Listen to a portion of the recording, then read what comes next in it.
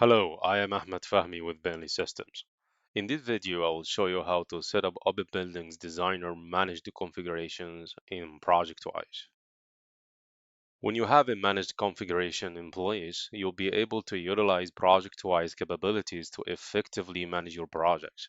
You'll be able to utilize predefined workflows, use more sophisticated access rights, set up automated messaging in addition to enforcing the project standards like the correct title block, CAD standards, Digen Libs, etc. Now let's get started. In ProjectWise Administrator, navigate to the desired data source, expand the tree and select Workspaces. Expand the Managed tree. First step is to import the Open Buildings configurations to ProjectWise. To do so, right-click on Managed and select Import Managed Configuration. The Managed Configuration wizard will open. Click on Next, and then select the second option to import from a file system. Now we're going to import the configuration, Open Buildings configuration from your file system to ProjectWise. On the left-hand side, go ahead and select the root configuration folder of Open Buildings on your computer. And then on the right-hand side, select the desired folder on ProjectWise. Then go ahead and click on Map. Then go ahead and click on Validate. ProjectWise will automatically identify any conflicts between the local repository and the ProjectWise repository. Go ahead and click on Resolve. Click on Next, and then close the dialog box. This is the list of configuration levels available in ProjectWise. Here you can set all the needed configuration blocks to tie the Open Buildings configuration levels with ProjectWise. Let's start by the predefined configuration level to define the root location of Open Buildings configurations, or in other words, the organization level configuration. Right-click and select New, then Configuration Block. Define a name and a description as shown. You can define any name or description as appropriate. Then go to the Configuration tab, where you will assign the corresponding Open Buildings Designer configuration variable. Click on the green plus sign to add a new variable. Define the name as _tf_workspace root. Then click on Add. In here, you will define the value of the operation. Keep the operation type as equal, value type as a string, and then define the value as _usestation_configuration with a $sign in the beginning.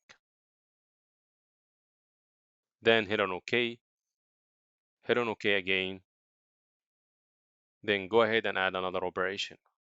This is to define the direct location of the usestation configuration in ProjectWise. Then click on Add. This time you will change the value type to be a ProjectWise folder. Then go ahead and browse to the location of the root Open Buildings Designer configuration folder within ProjectWise. In my case, I have imported it under the projects folder. Close the open windows by clicking on OK, then click on Apply to have the new configuration block applied. Next is to set up the other configuration levels, including workspace and workset.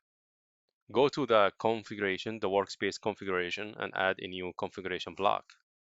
Assign a suitable name and description as appropriate. Click on the green sign to add a new operation. The name is _usestation_workspace. Assign a suitable description as appropriate. Then click on Add. This time you will define a long value which directs ProjectWise to read the correct workspace name. After defining the value as shown on the screen, go ahead and close the open windows and don't forget to click on Apply on the main dialog box. Finally, at the workset level, go ahead and add two configuration blocks. The first one is to assign the appropriate dataset. So go ahead and add the first configuration block Assign a name and description as appropriate. When ready, go to the Configuration tab and add a new variable. The name is _tf underscore dataset name. Add the appropriate description, then click on Add. In the value field, add the name of the dataset you're planning to use. In my case, it's a dataset underscore US. Click on OK. Now go ahead and add a directive operation. We'll set up an if statement to look for the configuration file if available. So select the if statement from the drop-down list. Click on Add. Use the value on tfdir, close the brackets, dataset.configuration. Then click on OK. Now let's complete the if statement by adding another directive operation. Select the include directive from the drop-down list. Then click on Add. The value type is a string. The value is the same as the previous operation, but in between brackets. The operation is setting ProjectWise to include the dataset configuration file as mentioned. Now let's add an end if to finish the if statement. So add another directive operation and this time select end if. Then go ahead and apply to have the new configuration block applied. Finally, let's define the worksheet name. At the same level, the worksheet level, following the same steps, add a new configuration block. The name of the variable in this case is underscore ustation underscore worksheet name. Click on Add. Then add the value as shown. This value is similar to the same long value used for the workspace name. However, there is a small difference. In the workspace name, we used parent project, while in here, we're using just project.